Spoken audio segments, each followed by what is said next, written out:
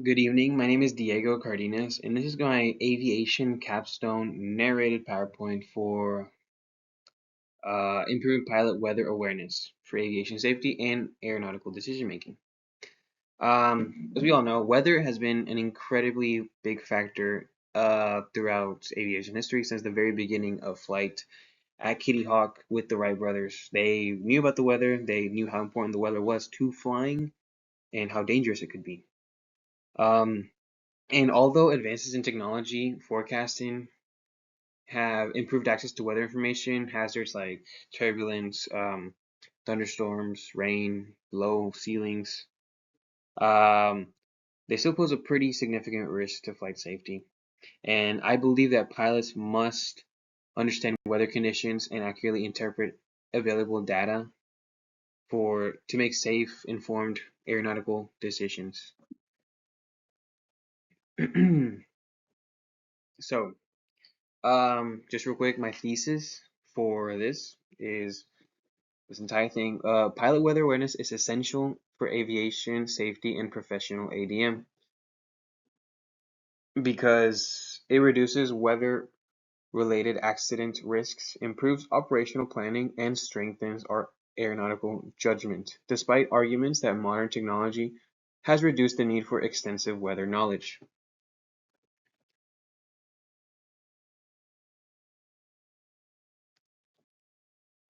But why does weather even matter? Well, I think weather is incredibly important, and honestly, it's something that I think is very important, especially because I struggle with it a lot. That's weather in my aviation career. Weather has always been kind of hard for me to grasp, but I can. But as I've flown more and more and become more experienced and gotten ratings, and now that I'm a CFI, I totally understand the how crucial it is for safety. Sorry, flight safety. Weather is incredibly important. It's a very big safety concern for sure. I think pilots need to know as much as they can about the weather. Weather awareness is going to reduce accident risks, improve planning for sure. You can totally plan with the weather too. Looking at a graphical area forecast, um, you can see where there are areas of high pressure, for example, or areas of low pressure, and you can plan your route accordingly because you are gonna if you plan across country, you're gonna want to plan with a tailwind, right? Get there faster, save some money on fuel, just improves planning overall, and reduces risks and strengthens your aeronautical decision making.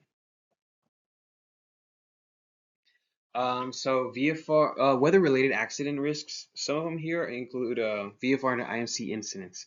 So these would be like flying from seeing a void to just in the clouds in the soup. That has actually happened to me before, and when it can happen incredibly quickly. It can happen within a couple of minutes. And sometimes you can't even like you can't even see it coming until it's too late. So that's why it's incredibly important to be able to um, decode era forecast to be able to understand or even predict, hey, we might get some pretty like low ceilings here in like about an hour. So I need to keep that in mind and understand that's a possibility, or it might just happen and just cancel the flight altogether. I think it is the best time to cancel a flight is on the ground. Icing, of course, flying into non-icing is very dangerous for sure. If your airplane is not even equipped for it, you should not do it. But you also need to understand where the icing is, how it forms, what to do if it forms, and how to get out of it. Turbulence, you can't always see turbulence, honestly. Honestly, sometimes it's just hard to see. We have clear air turbulence, it's possible to see, almost impossible to predict. And wake turbulence, that one we can't, that one, it's also invisible, but we can kind of predict that one or where it's going to be. So it's always worth it to another minute or so for the after a bigger plane lands or takes off in front of you before trying to take the active.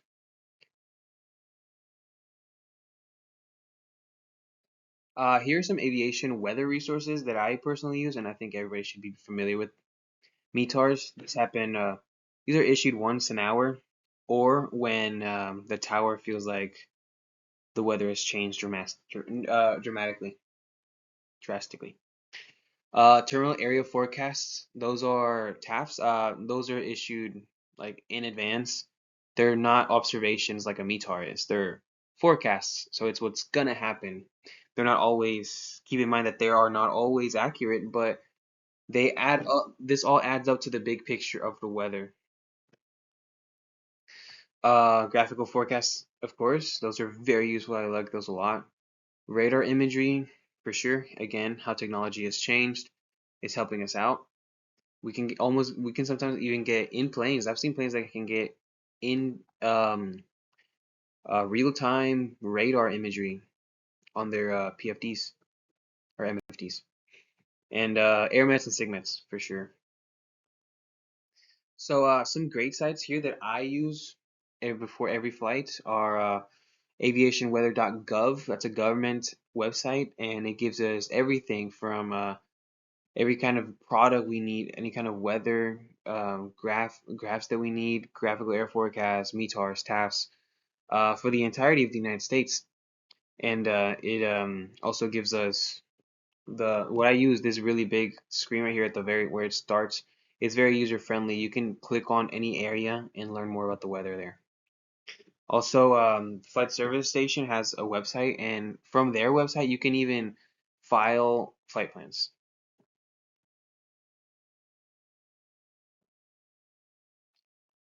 Oh, another website, the FA website has some really good weather information bulletins.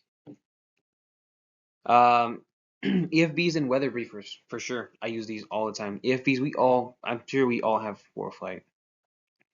It's a great tool. It's a great tool, but we have to remember that these are EFBs, electronic flight bags. That means they are devices susceptible to running out of battery or just breaking or updates or no reception, stuff like that. Um, it's great to have them, but when you don't have them, something happens and you don't have it, well, you're gonna wish you knew what to do then. I've had my iPad. I've been on solo cross countries and my iPad just overheats and turns off mid-flight. So, you just gotta know what you're doing, gotta understand. A fun fact here, pilots have been calling the weather briefer for over 70 years. I found that really cool. And I personally call weather briefers before every flight. At least call it a weather briefer just to get a standard weather briefing, or more often than not, an abbreviated weather briefing is sufficient. Because I always already make, like a day in advance, like the day before. I'll look at the weather and I'll see what's going on, and then the day of I'll call the weather briefer because I think they're a great tool to have. They because they're human for one. You can ask them questions, they'll respond to you in real time. You can ask them to go over something again, and they will do it. They're usually very nice people. Weather awareness and aeronautical decision making. So here we have a few tools that we can use. The I'm safe checklist, of course. PAVE checklist, situational awareness. PAVE stands for pilot, aircraft, environment, and emotion. And this deals with weather because weather is part of the environment, and we have to take that into account when we make our big picture flight. Also, FRATS, flight risk assessment tool.